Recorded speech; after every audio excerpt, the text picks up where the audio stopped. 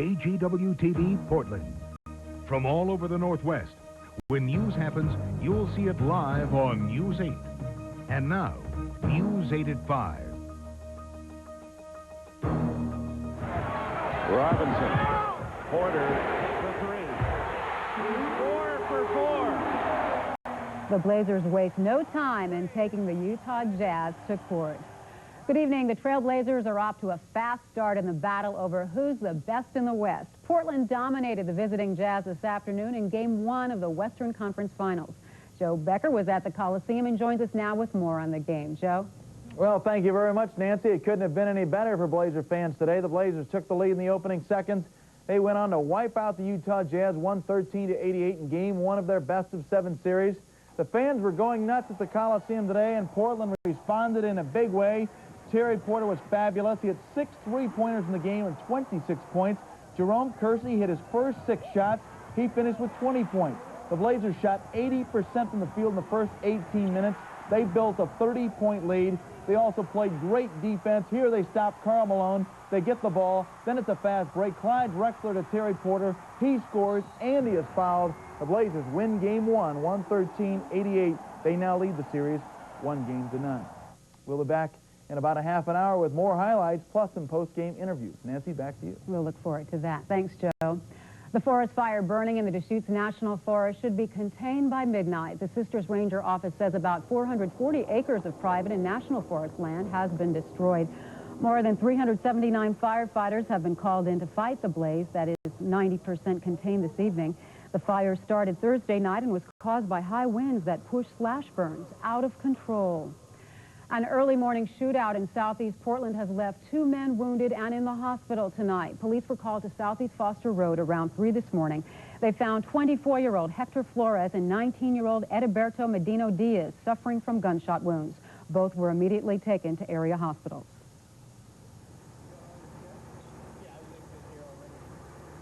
We went inside, we found 2 men that had been shot, both Hispanics. One was in a living room laying face down, one was by the back doorway in the kitchen area that was also laying down. Flores and Medina Diaz are both in serious condition tonight.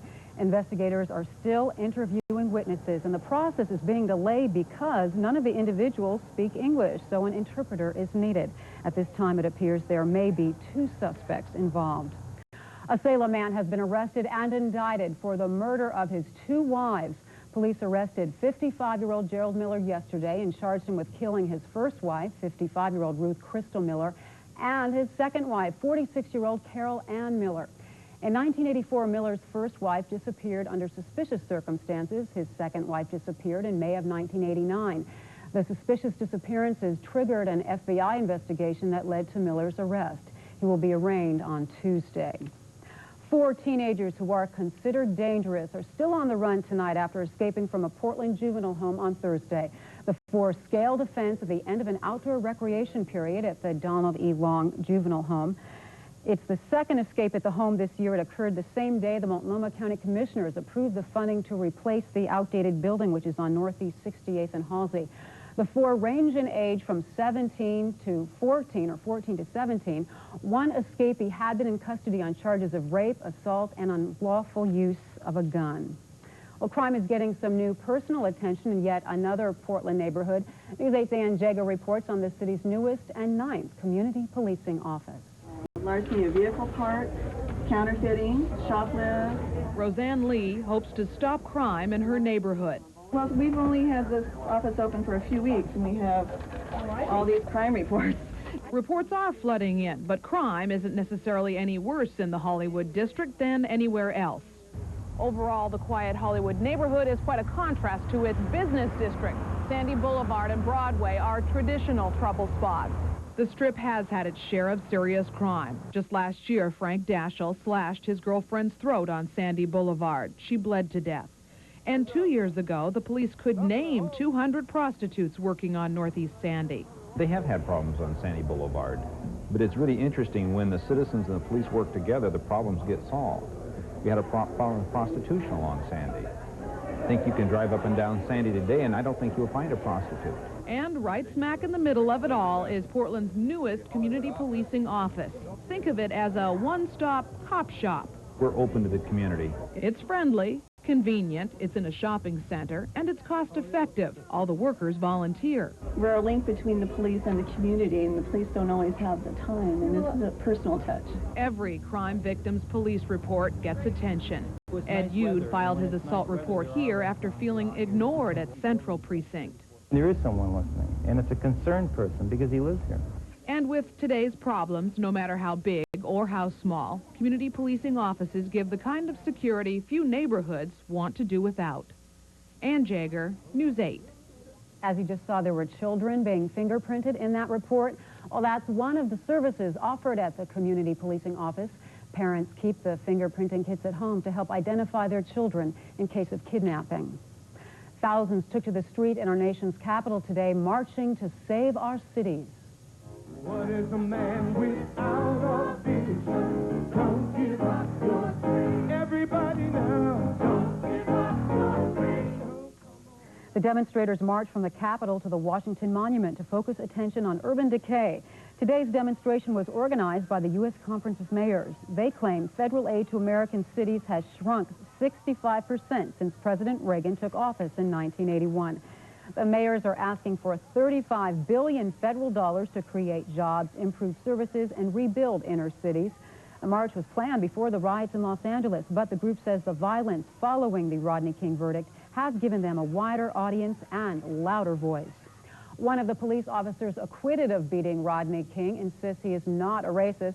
Sergeant Stacy Kuhn has written his memoirs in which he details his use of racial references and maintains that denial. Portions of the manuscript appeared in today's Los Angeles Times. In his recollection of the arrest of King last year, Kuhn claims King frightened a female California Highway Patrol officer. He also explained today why he used the racial slur mandingo in describing the incident. Dangerous situation. All the police show up, they all have their guns out. Who doesn't have their gun out? Melanie Singer doesn't have her gun out. All the other officers feel fear. They're all scared. They all have their weapons out. This is a felony situation. Melanie Singer doesn't have her weapon out. At what point in time does Melanie Singer take out her weapon? Right after this incident.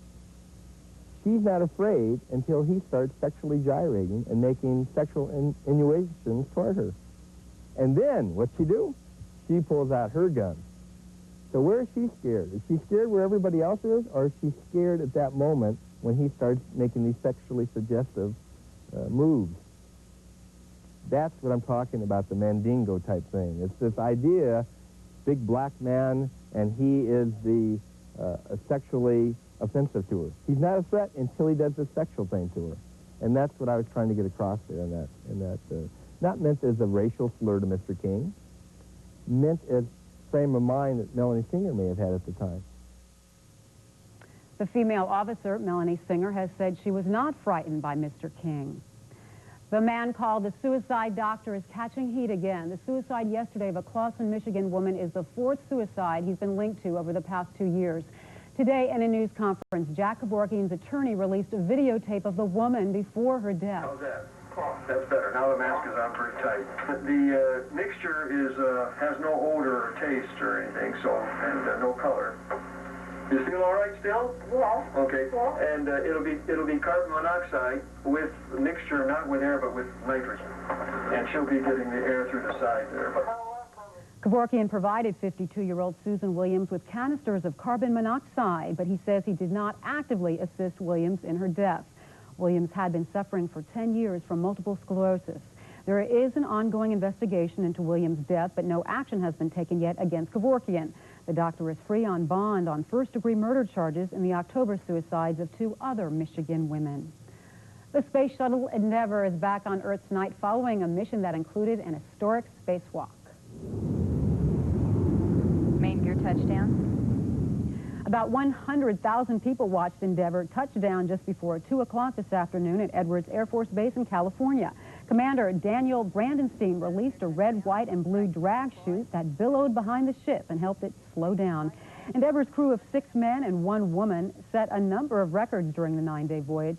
The mission featured 4 spacewalks. That's 2 more than any other shuttle flight, and the world's first 3-person spacewalking team, which retrieved an ailing satellite. This was Endeavour's maiden voyage. And you didn't have to be in California to see Endeavour touch down. Portlanders got a bird's eye view at OMSI this afternoon. It's most like being there. Well, it's the next best thing anyway. Hit or miss, the shuttle only gets one chance at landing, so it's got to be just right. And of course, that adds to the excitement no matter where you are. The state of Oregon penalizes a grocery chain with stores throughout the area. Just ahead on News 8, why Albertsons has been fined more than $100,000. In sports, we'll have more highlights from the Blazers' romp over Utah. And in our second half, our weekly review of the latest home video releases. This edition of News 8 is closed captioned through a generous grant from Smith's Home Furnishings, because nobody cares like Smith's.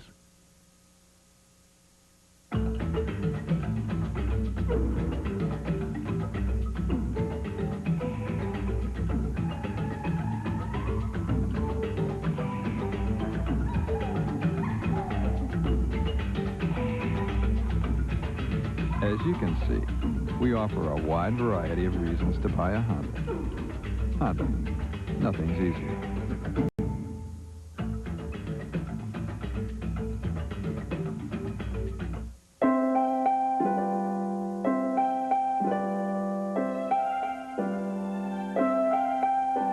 Imagine if the dirt some gasolines leave on the inside of your engine started showing up on the outside.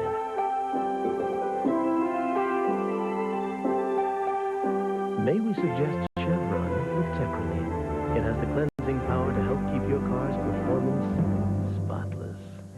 Chevron, simply smarter. Remember the Rajneesh, the radical cult guilty of attempted murder? Harry Lonsdale actually defended them in this newspaper ad, calling the Bhagwan gentle.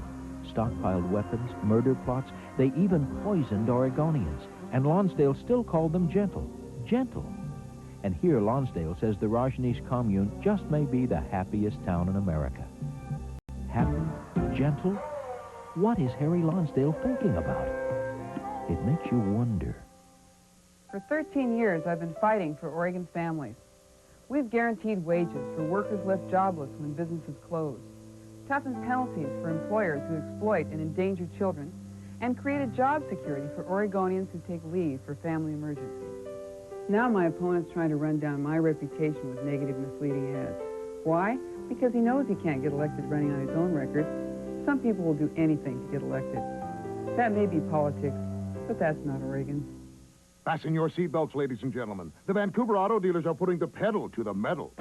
This weekend only, the Vancouver auto dealers are going all out with a massive sale. They've moved hundreds and hundreds of new and used cars, trucks, and vans to the parking lot of the Vancouver Plaza. It's everything you want to see, plus model year and clearance pricing in one place at one time. It's a big sale, ladies and gentlemen, very big. Everyone knows cars simply sell for less in Vancouver, and the Vancouver auto dealers are going to prove it again this weekend at Vancouver Plaza in Vancouver.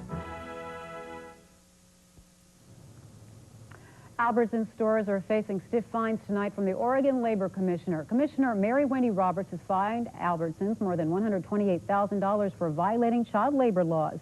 The Oregon Labor Commissioner says the grocery chain is guilty of 257 violations of state child labor laws. The grievances include 205 failures to file employment certificates, 51 failures to verify work permits, and 1 failure to make records available to the Labor Bureau. A Salem chiropractor whom the state accused of racketeering and fraud is now suing the state for malicious prosecution. As News 8's Pat Doris reports, Miles Anderson feels he was wrongly used in a media campaign to help the SAFE Corporation. In 1989, Oregon state-owned workers' comp company, SAFE, was trying to push changes in the workers' comp law through the legislature. At the same time, it was running an aggressive anti-fraud campaign which seemed to target certain groups. One was chiropractors. When the debate turned to workers' comp here, the Department of Justice was well on its way to filing several lawsuits against chiropractors charging fraud. Miles Anderson was one. The claims leveled at Anderson were impressive. Racketeering, including falsifying business records, theft by deception, and mail fraud. The suit also claimed another version of fraud and that 2 other civil laws were broken.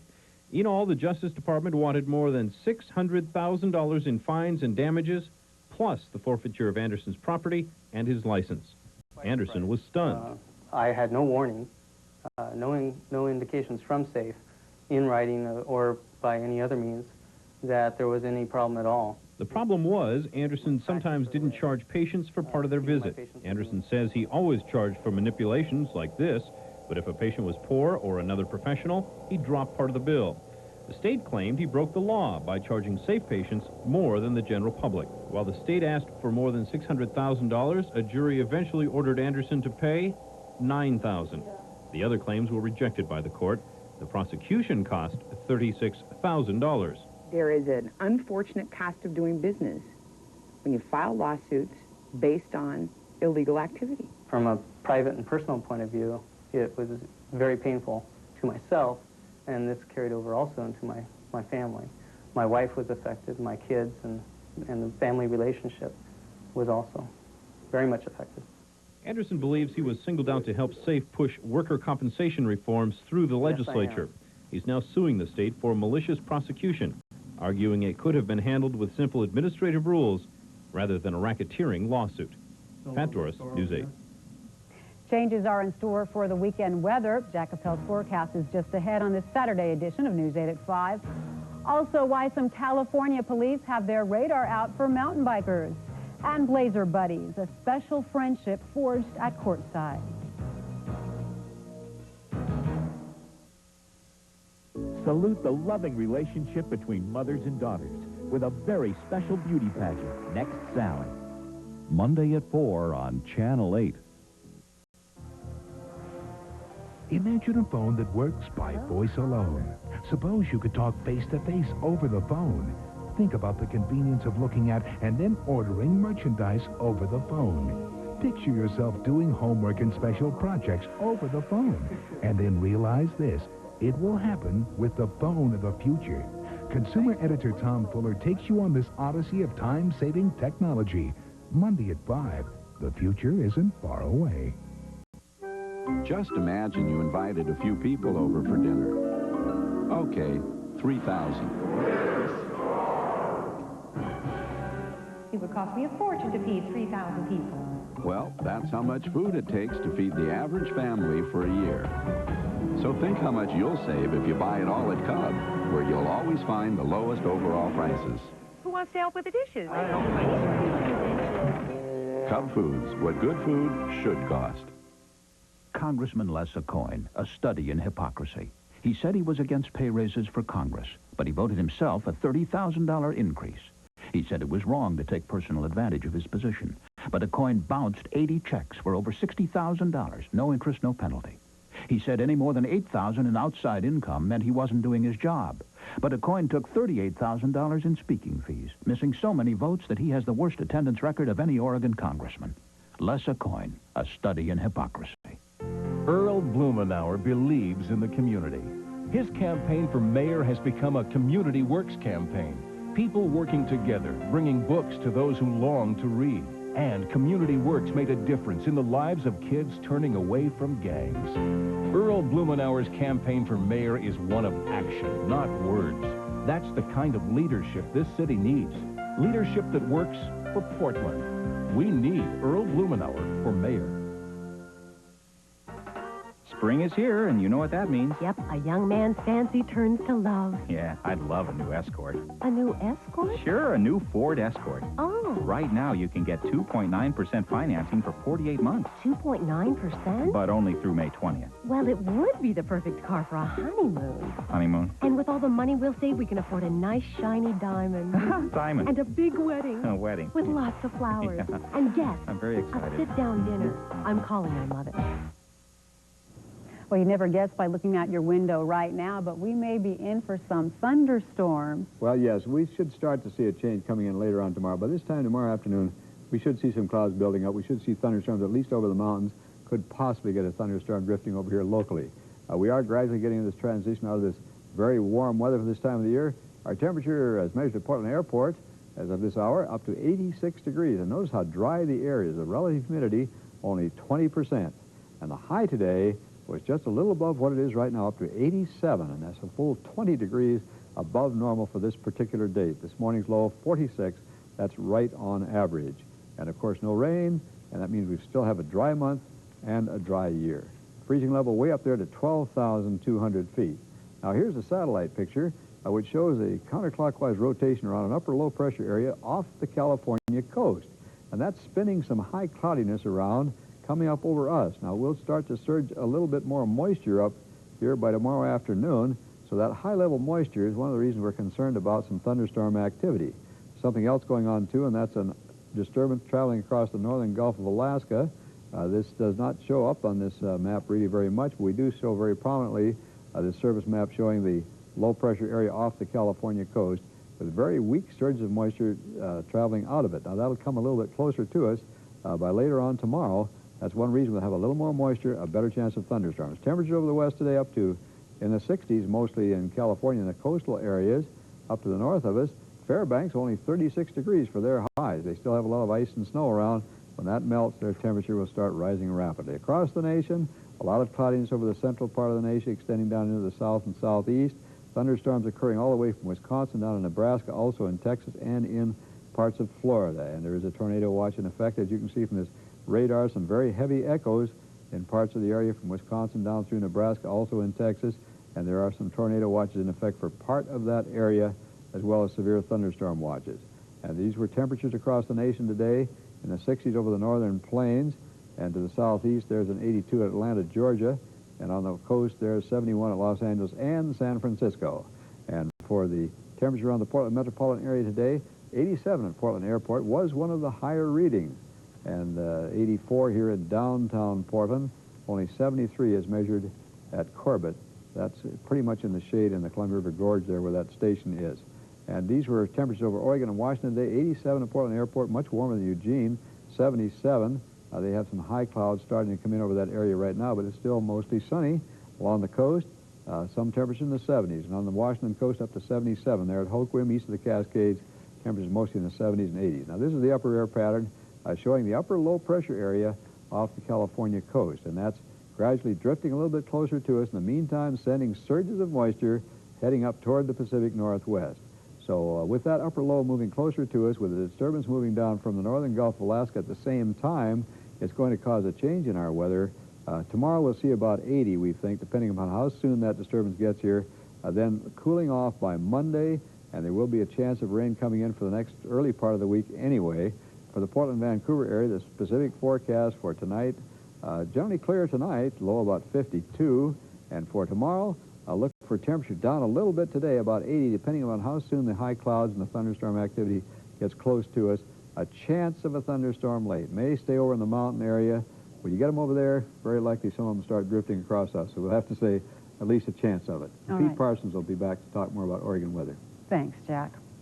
We take you now to the birthplace of mountain biking in Marin County, California, near San Francisco. Lately, there's been a struggle over what people consider the death knell of the sport there. Miles Saunders explains. It is routinely known as the birthplace of mountain biking. But on Mount Tamalpais in California these days, they're clamping down. The use of mountain bicycling or bicycles has created a conflict up here. And we're very concerned about the liability of not doing anything and letting this thing really snowball. Thus, a peculiar solution. Here in the middle of the woods, a radar gun. When you first hear about this, it seems ridiculous that you would be using radar guns on bicycles. Did it seem that way to you? Yeah, I was really surprised when our supervisor said that we have a radar gun and we're going to enforce the speed law. I didn't, you know, it's hard to believe that there's that big of a problem, but there is. Since mountain biking began here a decade ago, bike use on Mount Tamalpais has taken off to where now runners and hikers are a minority. Some say a persecuted minority. Some of them are really good, some are like everybody else in society, don't pay attention to the rules.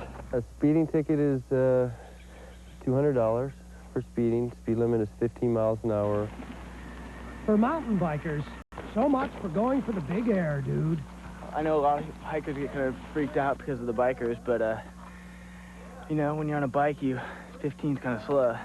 If you're out riding, you kind of like to get up some speed and move a little quicker. That speed trap and radar gun ahead. At times, it becomes a cat and mouse game. I posted up ahead. More than one, huh? I don't know, I've only gone halfway up and seen two. You saw two. As As it turned out, with a network of impromptu signs out, everyone was acting like a model citizen this day. Catch anybody? No. With a $200 fine looming, it's probably just as well. In Marin County, California, Miles Saunders for NBC News. There's also been talk of making helmet wearing mandatory on the mountain, but so far there's no enforcement. A Blazers game brought together two strangers who are now fast friends. 9-year-old Kelly Spicer can often be found near the grill where Herman Stevenson works. They met earlier this year when Herman dropped what he was doing to rush to Kelly's rescue. Well, I was on my way in one day with my refrigerator over here, and she was in a wheelchair, and she was coming down the stairs, and she was coming real fast, and I thought she was going to crash, so I let the refrigerator go catch her, then she stopped. So then I had to run and get the refrigerator. And so she started laughing, so then the next game... Kelly apologized for the trouble. At the next game, Herman gave her a burger and the friendship began. Since then, Herman made Kelly this poster, and Kelly and her dad gave Herman a Blazer clock. Kelly was at that first game as part of the Make-A-Wish program, and Herman says his goal now is to somehow get her into the championship game. And game by game, the Blazers are getting closer to a possible championship game. Boy, they seem to be getting better and better after every series. After a tough 5-game series with the Phoenix Suns, the Blazers came out today and hammered the Jazz 113-88 to take a 1-game-to-none lead in the best-of-7 Western Conference semifinals, or actually Western Conference finals. Terry Porter got a big start for the Blazers. He had 2 quick 3-pointers, and the Blazers were off to a 6-0 lead. Utah's Karl Malone hit the jumper here to cut the lead to 6-4, but Malone had just 11 points in the day. Jerome Kersey hit his first 6 shots. He finished with 20 points in the game. The Blazers shot 76% in the first quarter. Clyde nails the jumper. The Blazers played great on both ends of the floor. After the steal, they get the fast break. It's Clyde Drexler out to Terry Porter. He takes it all the way. He scores, and he is fouled. Tremendous effort by the Blazers today. Porter gets up, he was all pumped up, and then watch the play by Cliff Robinson, blocks the shot by Tyrone Corbin. Buck Williams pulls down the board, fires it out to Clyde. He gives it to Jerome Kersey, and he hammers it home. The Blazers up 37-19 after 1 quarter of play. The team was fired up. It's easy to see why.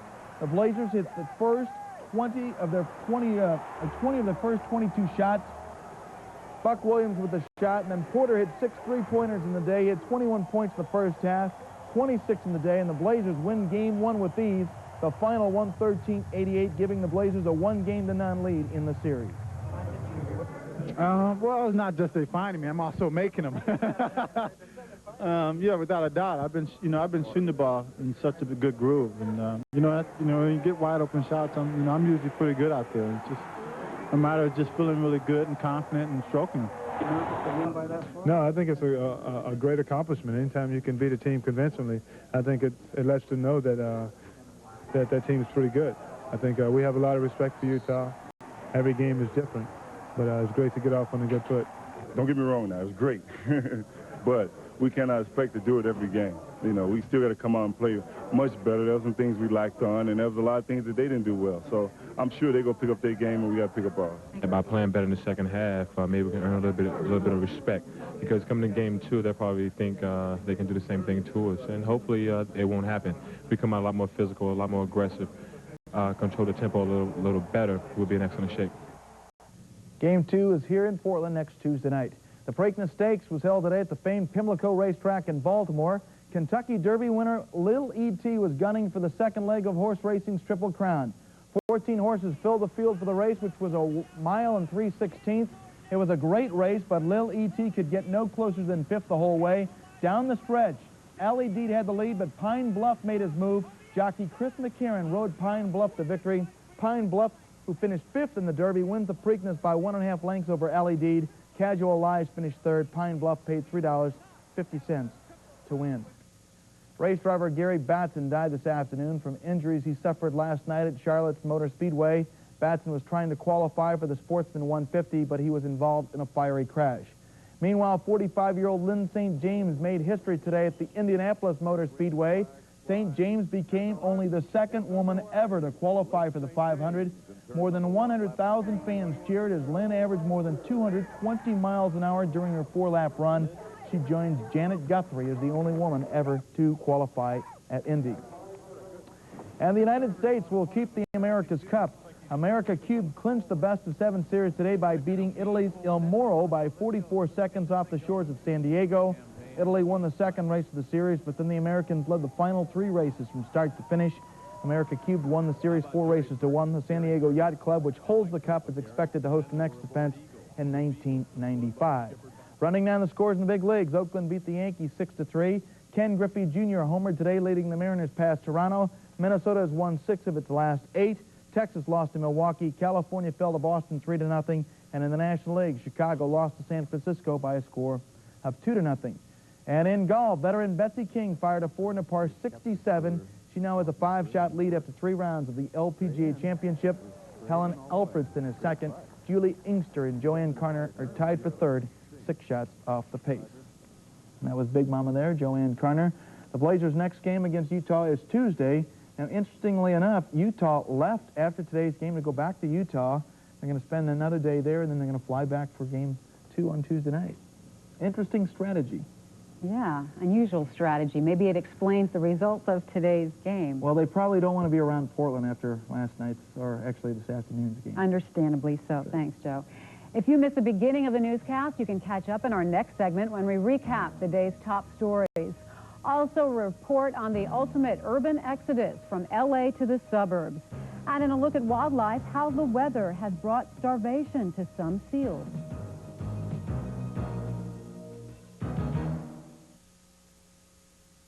Who made off with our missing Jeep? Watch The Riddle of the Wrangler on Channel 8's Good Evening and pick up entry blanks at your local Jeep Eagle dealers. On Tuesday, May 19th, your vote will count. And where you turn for election results will make a difference, too. That News 8 will work to get you those early returns first. And then at 10, we'll have a full 90-minute election night wrap-up, complete with candidate interviews, winners' reactions, and final tally. Remember, on Election Day, make a difference with your vote. Then watch us work for you. Join News 8 first for complete election coverage Tuesday night. I'm Rick Rolfe. I've never run for public office before, but I'm running for Congress now because career politicians like my opponent don't face real problems. They give us scandal after scandal. That's why I'm for term limits. I'm the only candidate with a plan to fix the economy and save our children. And I'm the only Republican candidate who supports a woman's right to choose and a ban on assault weapons. Congress has forgotten us. Send a message that we've had enough. Vote for me, Rick Rolfe, on May 19th.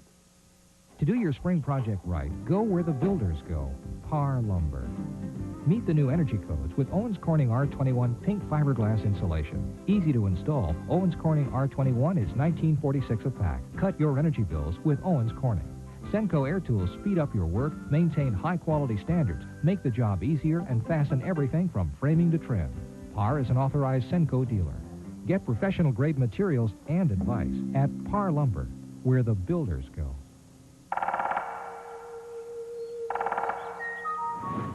Ladies and gentlemen, feast your eyes on the elegant new J30. A classic luxury sedan in an infinity kind of way. A driver's car with 2 airbags, soft leather appointments, and tasty wood. Hey, pal, don't you even think about it. The new J30 from Infinity. State finals coming up. A lot of pressure to win. I don't eat right, I get irregular, so I don't project a winning attitude, and the boys see that. I tried some natural bulk fiber, but I couldn't take all that grit. Then I discovered Sunrise Smooth Metamucil. No grit in the mix or the taste. Easy to get the extra fiber I need every day to stay regular. You got a winning attitude, you win, if you're lucky. Metamucil, and you could stay regular for the rest of your life. And now here's a look at some of the stories we're following tonight on News 8 at 5. About 100,000 people were on hand today to see the Space Shuttle Endeavour conclude its maiden voyage. The shuttle landed in California's Mojave Desert at about 2 o'clock this afternoon. The landing ends a historic mission during which 3 crew members caught a massive satellite by hand. An early morning shootout in southeast Portland has left 2 men hospitalized and police looking for suspects. At about 3 this morning, police on Southeast Foster Road found 24-year-old Hector Flores and 19-year-old Edilberto Medina Diaz, suffering from gunshot wounds. Tonight, Flores and Medina Diaz are in serious condition. Police say there may be 2 possible suspects. The investigation has been slowed by the fact that all the witnesses at the scene were Spanish-speaking and an interpreter is needed. Portland's 9th Community Policing Office opened today in Northeast Portland. The Hollywood neighborhood has the usual spate of crimes, such as robberies, burglaries, and such. But Sandy Boulevard and Broadway have been known to attract more serious trouble. The Community Policing Office in the Hollywood Business District is designed to give business or residential crimes more personal attention. The recent violence in Los Angeles is causing a housing boom in Ventura County, California. Realtors say hundreds of people are now looking to leave Los Angeles. Diane Diaz has the story in tonight's News of the West segment. It's a mixed bag for Ventura County right now. On one hand, the county is under fire. Critics call it racist after the jury's not guilty verdicts in the Rodney King beating trial. On the other hand, some Angelenos see this place as a haven of sorts. Realtors are saying that business is booming here in the wake of the LA riots, up by 75% in some cases. There's not a panic situation or anything like that right now. I think we're going to see a lot more happen within the next 3 to 6 months. Right now, people don't know exactly what they can do because they have to sell their home if they're a homeowner. Like most places these days, the Ventura housing market is soft. Buyers can get pretty good deals considering today's low interest rates. But the real attraction, according to realtors, is the lifestyle away from inner city Los Angeles. Definitely a lot more interest. You know, our community is so, we're not isolationist, but it's very quiet, very small, and look at the neighborhood here. It's beautiful. Some say it's the same thing that happened after the Watts riots in 1965, a mass exodus to escape the city's madness. The only difference this time around is that it's not white flight, so to speak. It's everybody. Realtors say people from all ethnic backgrounds and all walks of life, some looking to rent, others who want to buy homes, and some wanting to start small businesses here, especially Koreans. In fact, a couple of brokers have even mentioned from some of the other offices that they were looking for getting an agent that speaks Korean. Realtors say if the county's image was tarnished by the verdicts in the King case, you sure wouldn't know it by the amount of interest they're seeing from Angelenos who say they want to live here. Diane Diaz, Channel 4 News, Ventura. People who touch or harass seal pups on Washington or Oregon beaches are risking exposure to disease as well as fines of as much as $10,000. Pups are often left unattended on beaches for as long as 2 days while their mothers look for food. And seal pups touched by humans may never be reunited with their mothers. Orphan seal pups are showing up in record numbers on Northern California beaches this spring. That's putting a strain on wildlife workers who sometimes rescue up to 6 seals a day. The pups are now being kept in a makeshift orphanage. The Marine Mammal Center in Marin County is feeding more than 130 orphan seal pups. The pens are designed to hold only 100. Part of the problem, however, is seasonal. About the middle of March, and from that point on, all the animals that were weaned below a healthy weight start to come back up onto shore because they're not able to survive at sea. This year, warm El Nino currents are driving choice fish to deeper waters, and that makes it tough on the pups because they don't know where to look for fish. When these pups grow up a bit, they'll be put back to sea. This time of year, the 200 or so people who live and work on the Midway Atoll, some 1,100 miles northwest of Honolulu, share the islands with more than 200 million seabirds. Midway is under the jurisdiction of the U.S. Navy, but the birds are Midway's real owners. Ray Lavelle has the story. Thousands of terns fly above an abandoned military runway on Midway's eastern islands. It's like a scene from Alfred Hitchcock's movie, The Bird. But unlike the motion picture, these birds do not attack people. And the people aren't allowed to threaten the birds because all the seabirds here on Midway are protected. They're protected and not supposed to do anything that harasses the bird or threatens or endangers the bird, that may injure it or kill it or anything like that. That means when one of Midway's million or more goonie birds, scientifically known as the Laysan albatross, decides to stop in the middle of the road, you must gently coax it out of the way. A difficult task if the bird like this one is a hatchling with a bad temper who is unable to move very quickly. During the months goonie birds occupy Midway, most of the Navy personnel and civilians here just give up driving. You park your truck and you walk or you ride a bicycle because it's it gets difficult, especially when the chicks are around. to drive around and maneuver vehicles. The adult Goonies can make themselves pests in other ways, too, such as when a reporter is trying to do an interview. The Goonies are only one of 15 types of birds who stay here at least part of the year.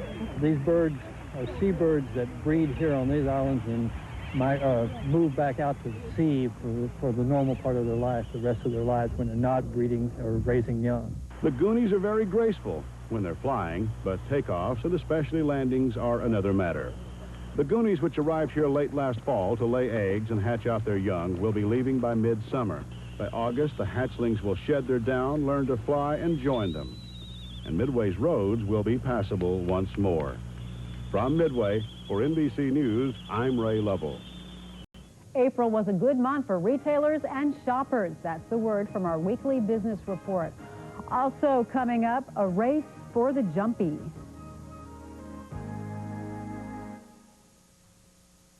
Claire wants to be alone. Only Mom can tell me to leave Mom alone. Mom, leave me alone. Monday at 6:30.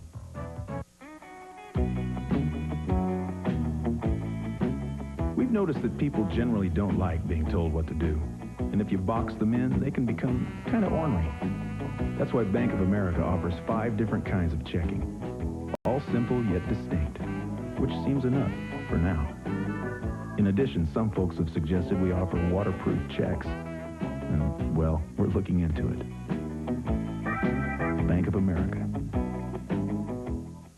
Who is this candidate for Attorney General? He's running for his 5th elective office. In his last statewide election, the Oregonian caught him in a lie, and he lost. Now he's with a business lobby which opposed increasing the minimum wage and opposed family medical leave. That's the whole picture. And it's Ted Kulingoski. But Democrats have another choice, Jan Wyers. Endorsed by consumers, seniors, and labor, Jan Wyers will be an attorney general we can trust. Your husband's never been much of a handyman. Nevertheless, he gets this idea to build a baby's room. So you send him to home base where he gets lots and lots of advice and lots of stuff for not a lot of money. He starts work that very day. In a matter of, say, a few months, he gets the job done. And little Junior, well, he's never been more proud of his dear old dad. Home base. It's that simple. Coming to a volume dealer is beneficial to the customer because when a dealer is focused on volume, the customer is most likely to get a lower price for the car. I think you'll find that normally our prices are the most competitive, the most consistently low in the market. And that's why we sell so many cars. It really works. At Papa Aldo's, we've always wondered, can there be too much of a good thing? Is it too much to offer our new fresh dough crust meat right here every day? Is it going overboard, offering almost a full pound of freshly shredded real cheese? Is it overkill, giving you 70 slices of pepperoni on a large pepperoni? Yeah. Papa Aldo's 2 large pepperoni pizzas, only $9.99. Papa Aldo's, the best pizza, bottom to toppings. It is day 2 of the Calaveras frog jumping contest in California, and the owners are getting more of a workout than the frogs. The owners are allowed to do almost anything it takes to get their pet to jump the farthest. They cannot, however, touch the frog. Each frog gets 3 tries, and the number 1 winner goes on to tomorrow's grand finals. The annual frog jumping contest is played out every year and was made famous by Mark Twain's story, The Celebrated Jumping Frog of Calaveras County. And now the celebrated meteorologist Pete Parsons with the latest on the weather. Pete? Well, we got our temperature to jump up without a whole lot of coaxing. 87 degrees today. 1 degree shy of the record high. It was quite a warm one. And we're going to begin the cooling process, but it's going to be slow, and so we might see a pretty good day tomorrow as well. In fact, I think we will. We are seeing some changes take place, though. Some clouds are moving into the picture from the south. There's a low-pressure center in the upper atmosphere off the California coastline, and the counterclockwise circulation around that is starting to bring some moisture in our direction, mainly in the form of high clouds, although toward the end of the picture you can see some thunder showers develop right around the Lake Tahoe area. So more moisture as you go south, some thunder showers into northern California, and 1 or 2 of those could creep over the border into southern Oregon this afternoon. But but that should be it in the way of adverse weather. Should be a fairly nice night across the Pacific Northwest. But tomorrow, as that system gets even closer to the coastline, we'll see more in the way of moisture headed in our direction and a chance of showers or thunder showers statewide by tomorrow afternoon. Here's the system, and that's what will be getting closer to us by tomorrow. This is mainly just mid and high-level clouds, although, again, a thunder shower could pop up along the southern border. Thermal trough has developed right up the coastline now, and we're seeing an offshore wind flow, and that cleared out all of the coast except right along the southern coast around Brookings. They had low clouds and fog throughout the day, and because of that, their temperature is significantly cooler. But tomorrow, we'll see that thermal trough shift east of the Cascades. We'll lose the east wind. It'll shift to more of the west wind, and that will cap our temperature probably around 80 degrees. It's kind of a tough call depending on when the cool air makes it in here, but I think at least a few degrees cooler than today and a chance of a shower or thunder shower late in the day. But 87 today, one shy of the record. 83 Salem, 77 Eugene, but plenty of sunshine there. Note only 55 in Brookings. Contrast that with 88 degrees with plenty of sunshine in Medford. 70s and 80s east side. In fact, it'll warm up tomorrow east of the Cascades as a thermal trough shifts over there. No advisories up along the coastline tonight. We're going to have fair skies in the north, some fog moving on to the central and southern coast, and again a chance of an evening thunder shower along the southern border. Tomorrow we'll see a better chance of afternoon showers or thunder showers, still mainly south and over the mountains. The fog moving up the coastline, and the winds will shift to the west in the gorge late in the day. Low temperatures tonight are going to dive down only to around 50 degrees in the Willamette Valley, and tomorrow again a high right around the 80-degree mark. Jack Capello had the detailed local forecast, Nancy, and the 5-day outlook coming up in just a couple of minutes. Thanks, Pete. You bet. Former Soviet Union President Mikhail Gorbachev visits Wall Street, and a religious broadcaster offers to buy United Press International. Jim Dexter has these stories and more in the Week in Business. At some points during the week, it was hard to believe your eyes. Former communist leader Mikhail Gorbachev showed up as a spectator at the New York Stock Exchange, and religious broadcaster Pat Robertson showed up as a bidder for United Press International.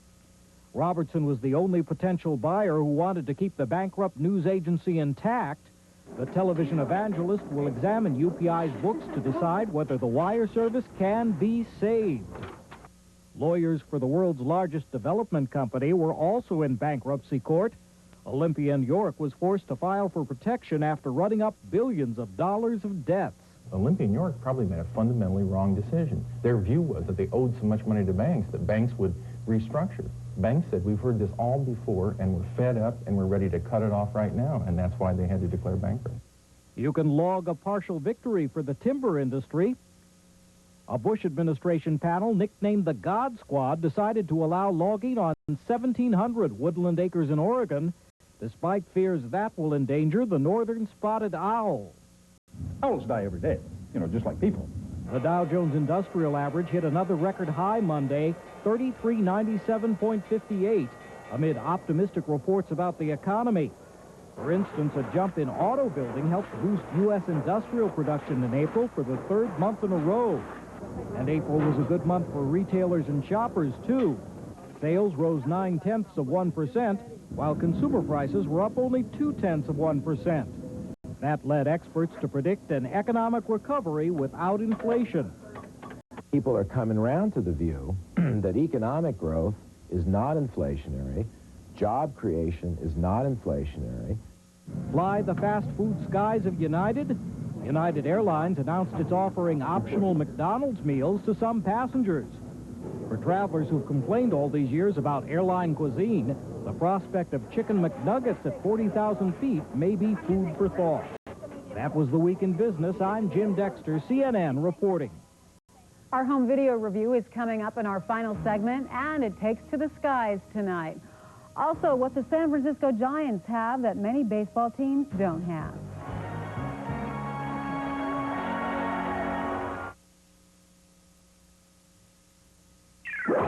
Our current affair cameras go under the covers to get you the bare facts about American gigolos.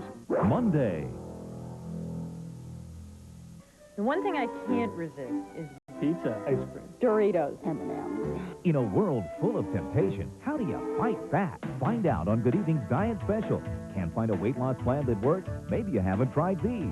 Plus, 200 pounds later, he's teaching aerobics. Find out how this guy won the losing game. And how does Jenny Craig resist temptation? Learn her foolproof method. Chips aren't that bad for you.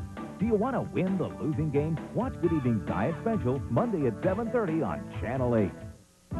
A spa should relieve stress, right? Well, an ordinary spa might bubble a bit, but a powerful Cal Spa massages away stress in no time flat. Sure, ordinary spas are insulated, but Cal Spas keep energy costs down with full foam insulation. And you don't want to know what they use instead of Cal Spa's durable real redwood. So get the spa that relieves stress instead of causing it. Only at Cal Spas, where you get more spa for your money. In 1922, Fred G. Meyer had a time and money-saving idea that's as good today as it was then. We're saluting him by bringing you our Founders Day sale. Absolutely our biggest and best sale of the year. You'll find low prices on family favorites like Cheetos, Ruffles, Doritos, and Fritos. Great for summertime parties and picnics. 2 supersized bags are just $5. And take along the real thing. Save on Classic Coke, Diet Coke, and refreshing Sprite. Don't miss the Fred Meyer Founders Day sale, our biggest and best sale of the year. Newspapers across the state are endorsing a bright and exciting, honest new leader, Democrat Phil Kiesling, Secretary of State. Not a career politician, Phil Kiesling's investigative audits have exposed fraud and waste. He even audited his own agency and cut managers. And Phil Kiesling's reforestation plan will restore jobs and our confidence in Oregon's future. The independence to do the job. The integrity to do it right. Phil Kiesling, new leadership for Secretary of State. Comedy, science fiction, and action are what's new this week at your local video store. Movie critic Mark Gretschmal takes a look at the latest releases, and he begins with the romantic comedy, The Butcher's Wife. There's a lot of nuts in this city. You don't want people thinking you're one of them, so how about, like, no more of this hocus-pocus talk, eh? Demi Moore is a newlywed causing all kinds of problems in her husband's neighborhood. She's clairvoyant and takes an active interest in a number of people's personal lives. She has a particular impact on Jeff Daniels, a psychiatrist who's having romantic problems. Of course, I can see you sparking to her. I mean, a man like you needs someone bigger than life itself. She's not going to be the one you'll settle with. Could you give me a hand? The Butcher's Wife is rated PG-13. Who are you? I'm Connor McLeod of the clan McLeod. I was banished from the planet Zeiss 500 years ago. And I cannot die. Christopher Lambert is explaining his problems to Virginia Madsen in the action drama Highlander 2, The Quickening. The sequel is set in the future, when the Earth's ozone layer is evaporating. The Highlander has a solution, but must battle with an evil dictator to implement it. Sean Connery co-stars as Lambert's mentor, a man who knows how to flirt. This is Juan Sanchez Villalobos Ramirez, my old friend and teacher, visiting from Scotland. Visiting most unexpectedly from Scotland. This is Louise Marcus. Watch it. She's wanted by the police. I didn't realize the police had such good taste. Highlander 2, The Quickening is rated R. Tom Slade's starring as a fighter pilot in his next movie.